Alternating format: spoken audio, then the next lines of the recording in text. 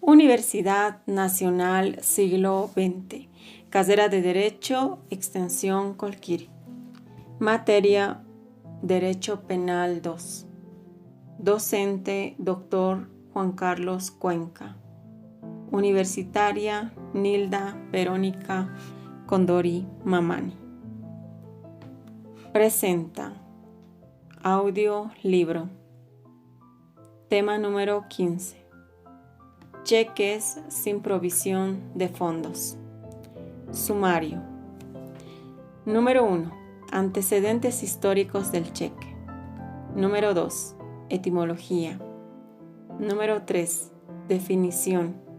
Número 4. Similitud y diferencia del cheque con la letra de cambio.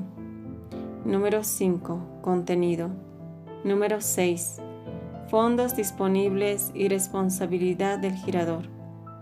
Número 7. Sanciones al girador según el Código de Comercio.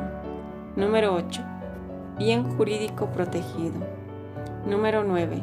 Sujeto activo y pasivo. Número 10. La acción de este delito. Número 11. Momento consumativo. Número 12. Cheques nulos de pleno derecho. Número 13. Elemento subjetivo. Número 14. Delito de acción privada. Número 15. Causales de extinción de la acción penal. Número 16. Penalidad. Número 17. Giro defectuoso de cheque. Artículo 205. Número 1. Antecedentes históricos del cheque. Impuesto históricamente por la necesidad de evitar riesgos y largo transporte de metales preciosos, primero difundir, luego por la creación de instituciones bancarias, su desarrollo como medio de pago, especialmente en los países sajones, ha alcanzado inusitada trascendencia. Aunque se pretende encontrar antecedentes históricos del cheque en la antigüedad, que el origen del cheque es menos remoto que el de la letra de cambio según la generalidad de los autores. Su origen, como su nombre en inglés, las primeras leyes reglamentarias sobre el cheque son inglesas en 1852 y 1856, cita de Fernández, pero la primera ley orgánica sobre las cheques es la francesa de 23 de mayo de 1865, desde cuando se generaliza su reglamentación, entre otros, en el Código Comercial Italiano de 1882, asigno bancario, en el Código Comercial Español de 1885, los mandatos de pago llamados cheques, en el ordenamiento nacional, la ley de 5 de diciembre de 1912. Fue tal el desarrollo y uso de este instrumento mercantil que la Liga de las Naciones, denominada Ley Uniforme de Cheque en fecha 19 de marzo de 1931. Número 2. Etimología. La etimología de la voz es discutida. Nougler y la Mercier la encuentran en la palabra inglesa to check, que significa verificar. John la considera derivada en excheque, con que se designaba al tablero sobre el que estaban las mesas de los tesoros reales. Ayaversi, Canting lo reconocen, en cambio, en la voz francesa cheque. Número 3. Definición. No es fácil encontrar una definición que satisfaga todo y que pueda servir para diversas legislaciones. Sin embargo, daremos algunas. Inciso A. En la ley inglesa. La ley inglesa define el cheque como la letra de cambio a la vista girada sobre un banquero, lo que hace una subespecie del cambial. Inciso B. Según Rodríguez. orden inconstitucional da a un instituto de crédito de paga y la vista una cantidad de dinero a cuenta de una provisión previa. Inciso C. Según Fernández, orden inconstitucional librada sobre un banquero que tiene fondos disponibles del librador para pagar al tenedor y la suma de dinero. Inciso D. Según Vivante, más lacónicamente dice es una orden de pago dada a un cliente sobre un banquero que se ha obligado a hacer un servicio de caja. Inciso E. En la ley de 5 de diciembre de 1912. Esta ley en su artículo da la siguiente definición: orden de pago, a la vista que permite al librador retirar en su provecho o en el de un tercero, sea por depósito a su orden, en cuanto corriente por saldos de este a su favor o por crédito concedido en descubrimiento. Número 4. Similitud y diferencia del cheque con la letra de cambio. Morales Guillén explica desde el punto de vista estructural, se asimila la letra de cambio que también presenta tres partes: librador, girador, tomador u ordenador, aunque los poderes y los deberes de cada uno de ellos son en gran parte diversos en uno y otro título, valor, mesineo. La diferencia es de consideración. El cheque es un instrumento de pago diferencial que existe para mesineo. Ambos se entregaron pro sol venido y no pro soluto. Número 5. Contenido. El artículo 600 del Código de Comercio precisa las características que debe contener el cheque. Inciso A. El número y serie impresos en su efectivo, la clave o signo de identificación o caracteres magnéticos. Inciso B. El lugar y fecha de su expedición. Inciso C. Orden incondicional de paga a la vista de una determinada suma de dinero. Inciso D. Nombre y domicilio de pago girado. Inciso E. La indicación si es la orden determinada persona o al portador. Inciso F. Firma autógrafa del girador. Número 6. Fondos disponibles y responsabilidad del girador. Segunda ley comercial, el girador debe tener necesariamente fondos depositados y disponibles en el banco girado o haber recibido de este autorizando para girar cheques en virtud de una apertura de crédito, de modo que el girador es responsable del pago del cheque. Toda cláusula que lo exima de esta responsabilidad se tiene por no escrita. Artículos 602, 603 del Código Comercial. Número 7.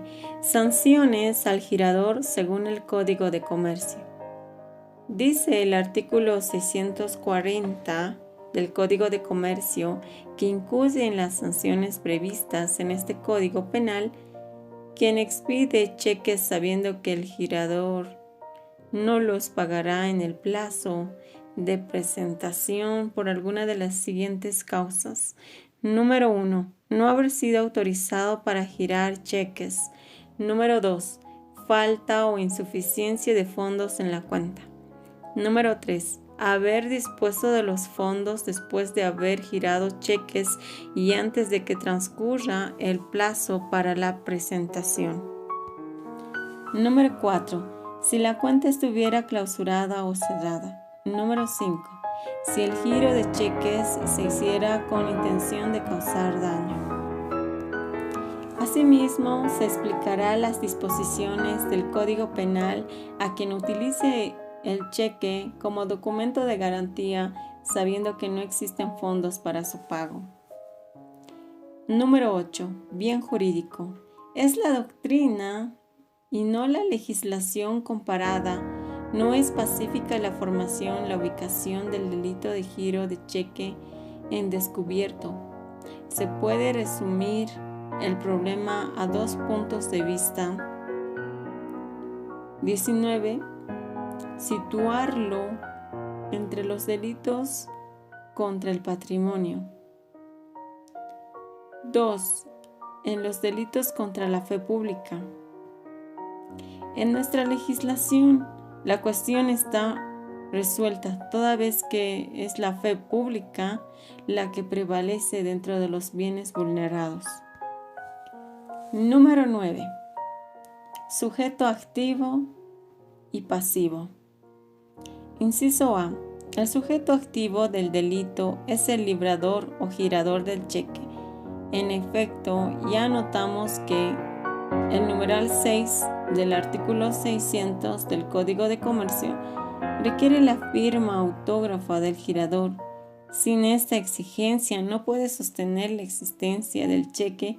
Consecuentemente, el endosante no es sujeto activo, pues no es el girador y por lo tanto, no siendo el titular de la cuenta corriente, no es responsable de la carencia de fondos de otra parte, porque el endoso es la operación distinta del cheque.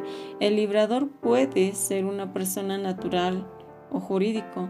En este último caso, los responsables serán los directores o gerentes que hayan registrado su firma en el banco, en el caso el tenedor, e indirectamente que hayan firmado el cheque. Inciso B. El sujeto pasivo directo es el girador o, en su caso, el tenedor, e indirecto la sociedad, porque en este tipo de delitos pierde la confianza en este título valor, habida cuenta que en nuestra legislación es un delito contra la fe pública. Número 10. La acción de este delito. De modo resumido, la acción de este delito comprende 3 tipos penales, a saber: inciso A. Girar un cheque sin tener la suficiente provisión de fondos. Inciso B. Girar un cheque sin tener autorización expresa para girar en descubierto. Y, inciso C. Utilizar el cheque como documento de crédito o garantía. El delito consiste en un hacer positivo, librar el cheque, y en un no hacer, omitir su pago después de haber sido un comunicado sobre la falta de pago por esta razón. Solier dice que se trata de un delito plurisubsistente. Número 11. Momento consumativo. Inciso A. En la primera parte. En consecuencia, en la primera parte del delito se consuma cuando, transcurridas 72 horas de haberse comunicado la falta de pago, no ha sido abonado por el librador. Esta interpretación ha desplazado a la que se considera perfecta con el acto de libramiento. Balsantelo comparte este criterio cuando dice que la consumación del delito se produce con la omisión de pago dentro del término que la ley concede y no por el mero libramiento o entrega del cheque. La finalidad de esta condición objetiva disipada como posibilidad si no responde al comunicado de la falta de pago dentro de las 72 horas. El acto jurídico del comunicado es la última de estas condiciones. Inciso B. En la segunda parte. El delito se consuma cuando: número 1. El agente gira un cheque sin estar para ello autorizado. Es decir, cuando se gira el cheque sin que el banco girado hubiera autorizado expresivamente la cuenta corriente para girar cheques, hubiera autorizado expresivamente de un crédito. Y, número 2, se utiliza el cheque como documento de crédito de garantía. Un verbo define la acción utilizar. La utilidad se vincula a una situación de necesidad. Esa utilización, es decir, que no se utiliza en función de instrumento de pago, sino que su finalidad es la de documentar la deuda en sustitución del convenio ordinario del pagaré, acreditarla o garantizar la función, esta última que verdaderamente desnaturaliza este documento. Número 12. Cheques nulos de pleno derecho. Por otra parte, si bien es cierto que conforme a la segunda parte de tantas veces citado el artículo 204 del Código Penal, en estos casos los cheques son nulos de pleno derecho, no es menos cierto que la nulidad se refiere solo a la efectivizaría del mismo sin extinguir la sanción penal de un hecho delictual. Un consumado para la procedencia de esta nulidad es necesaria una sentencia por consumado por la procedencia de esta nulidad por haber demostrado que fue grado por persona no autorizada para ello o que se utilizó como documento, crédito o garantía. Número 13. Elemento subjetivo. El efecto subjetivo es el dolo consciente en la consistencia, en la conciencia de la falta de respaldo con que cuenta la operación efectuada. La forma culposa se presenta como incompatible con los caracteres de la figura. Sin embargo, en la imprevisión de la carencia de fondo al momento en que deba cobrarse el cheque librado, pareciera que se reprime una forma culposa. Número 14. Delitos de acción privada. Conforme señala el artículo 20 del Código de Procedencia Penal, son delitos la acción privada, entre otros el giro de cheque en descubierto y el giro defectuoso de cheque en consecuencia. La acción penal debe ser ejercido exclusivamente por la víctima, no es parte de la Fiscalía. Número 15. Causales de extinción de la acción penal. Sin embargo, la tercera parte del artículo reformado establece que el pago del importe del cheque más los intereses y costas judiciales en cualquier estado de proceso o la determinación de la nulidad por las causas señaladas en el parágrafo anterior, girar el cheque sin estar para ello autorizado o utilizar el cheque como documento de crédito o de garantía constituye causales de extinción de la acción penal. Determinar el monto de los intereses y costas, así como la existencia de las causales que producen la nulidad del cheque. Número 16. Penalidad. El artículo 204, concedido originalmente, determina la privación de libertad de 1 a 6 años, situación modificada por el Decreto Supremo número 16485 de 17 de mayo de 1979, que fijaba la pena de privación de 1 a 4 años más la multa de 30 a 100 días, haciendo de esta forma viable y procedente el beneficio de libertad provisional en el Código de Procedimiento Penal de 1973. Número 17. Giro defectuoso del cheque. Artículo 205. Inciso A. La acción de este delito. Número 1. Una modalidad interesante que reviste actividad delictiva es la de extender un cheque sabiendo que por falta de los requisitos legales o usuales previstos en el artículo 600 del Código de Comercio no podrá ser pagado, salvo las omisiones subsanables. Número 2.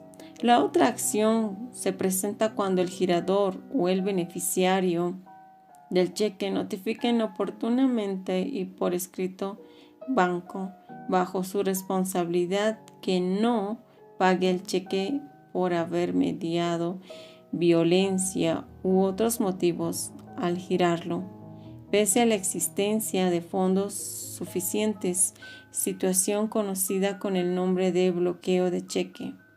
El problema se vincula con el de la revocabilidad del cheque, que a su vez afecta a su función circulatoria, ya que de ser razones fortuitas al titular que autoricen esta decisión, como la pérdida o tuvo en consecuencia la orden de no pagar, que imposibilitará a la liquidación del cheque.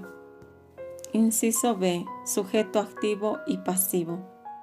Número 1. El sujeto activo es la persona imputable que a sabiendas gira en torno a un cheque sin cumplir los requisitos legales o usuales en el que da una contraorden ha librado para que no lo haga efectivo. Número 2. El sujeto pasivo es la persona perjudicada con un giro defectuoso del cheque o que sufre la contraorden. El bien jurídico protegido. El bien jurídico es la fe pública. Inciso D. Clases de delito. Doloso, habiendo cuenta que el agente tiene conciencia de que gira el cheque sin cumplir